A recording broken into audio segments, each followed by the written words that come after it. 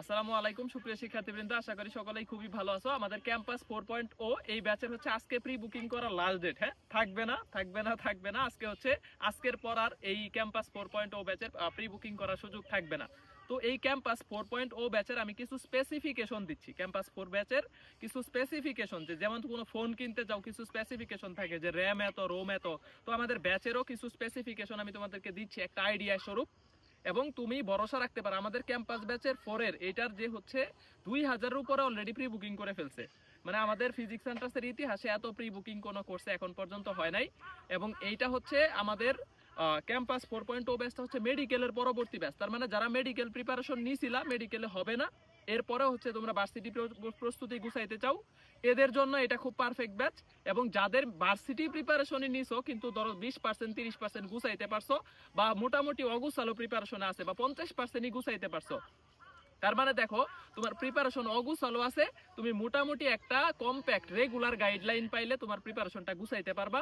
এবং আমাদের live class হবে রেগুলার, মানে আমাদের প্রতিদিন 2টা করে ক্লাস হবে। ফিজিক্স ম্যাথের একদম 100% শর্ট সিলেবাস লাইভ ক্লাস হবে কম্প্যাক্ট আকারে। কম্প্যাক্ট মানে কি ভাই, যতটুকু লাগবে শুধু ততটুকুই আমি তোমাদেরকে গুছাই দিব। ধরো 10টা অঙ্ক এক নিয়মের না করায় আমি তোমাকে 5টা করাই দিব, 5টা নিজে করতে পারো। এবং পুরা নোটটাই তোমাদেরকে দিয়ে দিব। প্রত্যাবর্তনে যা যা নোট দেওয়া হয়েছে তোমাদেরকে ওগুলা সবই দেওয়া হবে।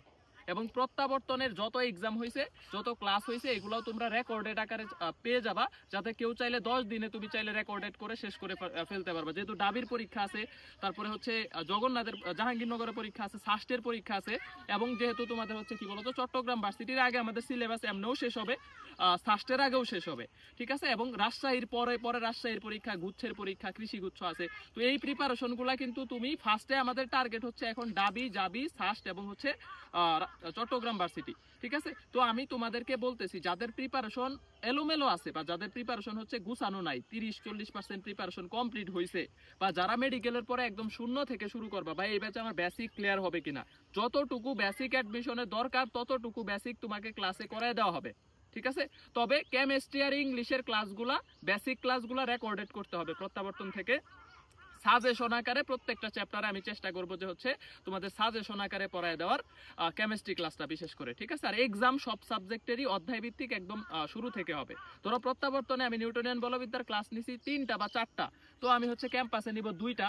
ভাই তাহলে কি কম পড়াবেন? ওই যে বললাম 10টা অঙ্ক করাবো না, এক নিয়মের প্রত্যাবর্তনে যদি 10টা করাইছি, তোমাদের 5টা করাবো, 5টা নিজে নোট থেকে করে নিতে পারবা, ঠিক আছে। এতে ক্লাসের ডিউরেশন কমে আসবে, একদম কম ক্লাসে তোমাদেরকে অল্প সময়ের মধ্যে শেষ করে দেওয়া সম্ভব। এবং তোমাদেরকে সিলেবাস ওইভাবেই গুছায় দেওয়া হবে। ভাই রিটেনের প্রিপারেশন হবে কিনা? রিটেনের জন্য আমি মেইনলি হচ্ছে ডাবি স্ট্যান্ডার্ড রিটেন ক্লাস হবে, ওই সাথেই জগন্নাথ এবং খুলনা ভার্সিটির যে ফিজিক্স ম্যাথের রিটেন আছে, এবং আমি কেমিস্ট্রি টিচারকেও বলে দিব, সেও তোমাদের রিটেন প্রস্তুতিটা গুছায় দিবে ইনশাআল্লাহ, ঠিক আছে। তো তোমার এটা নিয়ে প্যারা নিতে হবে না। আর সাস্টের জন্য সাস্ট প্রশ্ন ব্যাংক সলভিং একটা সিরিজে আমি পাবলিকলি দিব, এটা ফ্রিতেই দিব।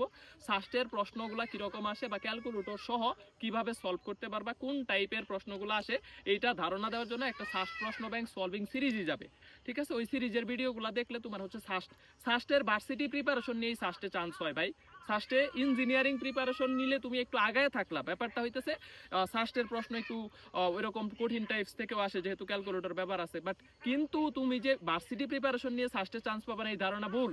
তুমি সাস্টের 19-20-এর প্রশ্ন দেখো, এবং কুয়েট 24-25-এ যে প্রশ্নগুলো আসছে, মেজরিটি ভার্সিটি স্ট্যান্ডার্ড প্রশ্ন, মেজরিটি আমাদের নোট খাতা থেকে অনেক প্রশ্ন আমি স্টুডেন্টদেরকেও দেখাইলাম প্রত্যাবর্তন 3-তে, যে অনেক প্রশ্ন কিন্তু কুয়েট 24-25-এর ভার্সিটি স্ট্যান্ডার্ড প্রশ্ন আসছে, ঠিক আছে। তো আলটিমেটলি এত ভয় পাইলে আগেই হারে গেলা। তুমি ভয় পাইলে মানে আগে খেলার মাঠে যাও, দেখো গোল দিতে পারো কিনা। তো আমি যতটুকু শর্ট সামারাইজ করি, ক্যাম্পাস ব্যাচটা যাদের প্রিপারেশন গুছানো নাই, এলোমেলো আছে, অনেক জায়গায় তুমি পড়ছো, ক্লাস হয়তো ওইভাবে ধরতে পারো নাই, বা আগায় গেছে অনেক কিছু তুমি গুছাইতে পারো নাই, বা ডিপ্রেশনে ছিলা, এই লাস্ট 1 মাস, পরীক্ষার আগের 1 মাস খুব বেশি গুরুত্বপূর্ণ, খুবই বেশি গুরুত্বপূর্ণ, ঠিক আছে। তো এই 1 মাস যদি ভালো মতো একটা ইফোর্ট দিতে পারো ক্যাম্পাস ব্যাচের সাথে, দেখবা যে তোমার ভালো একটা প্রিপারেশন গুছায় ফেলতে পারতেছো।